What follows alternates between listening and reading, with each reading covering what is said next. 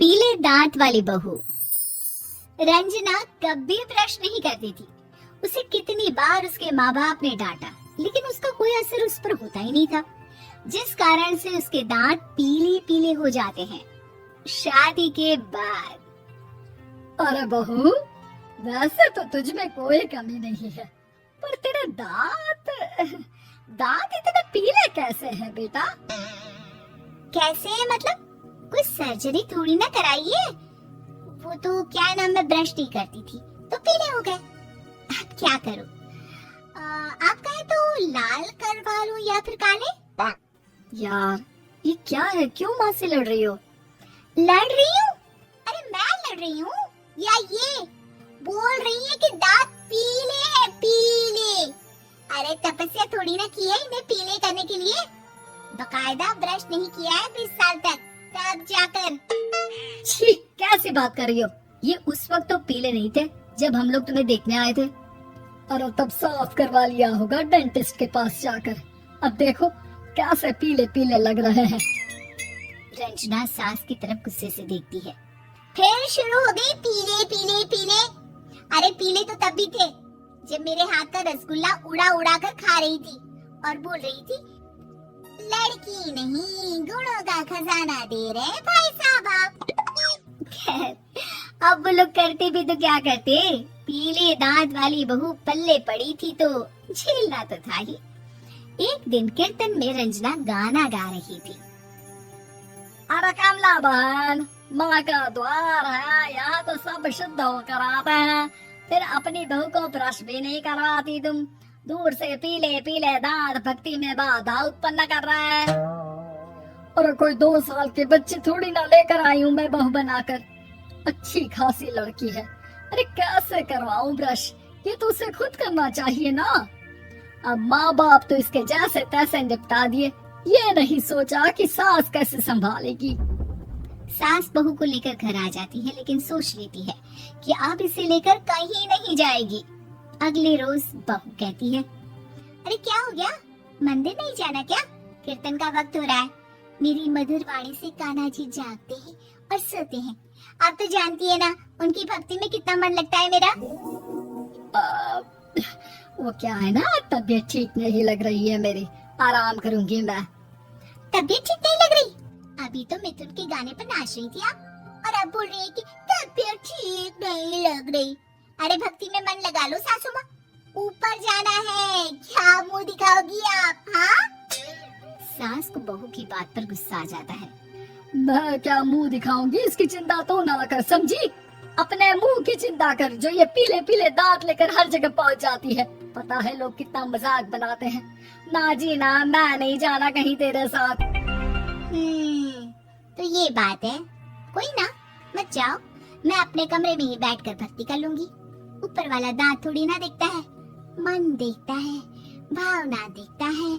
और अरे बस बस, तू सब कुछ दिखा, बस ये सफेद चमकदार दांत ना दिखाना किसी को, है? जा यहाँ से। बहू को सास की बात का कोई फर्क नहीं पड़ता, वो तो जैसी थी वैसी ही रह जाती है। सुबह नहाकर किचन में खाना बनाना, फिर खाना खाना, कीर्तन भजन करना और सो जाना। एक दिन, माँ जी मैं सहेली के घर जा रही हूँ, शाम को लेट आऊंगी। हाँ हाँ, तो जाना, मैंने कौन सा तेरी आरती करनी है घर पर बैठकर।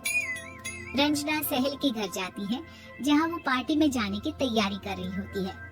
अरे शिखा, कहाँ जाने की तैयारी कर रही है? मैं गलत वक्त पर आ गई क्या? अरे नहीं यार, उल्टा सही वक्त पर आई है। मैंने ये साड़ी और ज्वेलरी निकाली है यार, शाम को इनके ऑफिस की एक पार्टी में जाना है। बताना कैसा लग रहा है ये सब? नहीं यार, इस ड्रेस के साथ तो वो वाली ज्वेलरी अच्छी लगेगी। हाँ हाँ सही बोल रही है, मैंने ध्यान ही नहीं दिया। वैसे तो हमेशा से मस्त फैशन सेंस रखती है, तो बड़ा जाती होगी ना पति के साथ पार्टी में। रंजना कुछ नहीं बोलती, बस सोचती है कि यार काश ये बात सही हो जाती, पर मैं क्यों नहीं जाती पार्टी में? क्या इन लोगों की कोई पार्टी होती नहीं होगी? रंजना घर आती है और रात में पति से सवाल करती है, एक बात बताइए, आप मुझे किसी पार्टी में क्यों नहीं ले जाते? क्या आपके यहाँ ऑफिस में पार्टी नहीं होती? पति बेचारा क्या कहता कि दांत पीले हैं तुम्हारे इसलिए। अरे कोई पार्टी होती नहीं हम लोगों के ऑफिस में, तो कहाँ से लेकर जाऊं? और मार्केट, मॉल, कहीं वीकेंड घूमना, कहीं तो। अरे यार, सारे हफ्ते में एक छुट्टी मिलती है, तो सोचता हूँ कि आराम ही कर लूं। क्यों? रंजना मन मार के रह जाती है। पहले कभी सास के साथ मंदिर जाया करती थी, लेकिन वो भी सास ने ले जाना बंद कर दिया। घर बैठी बैठी रंजना बोर हो जाती है।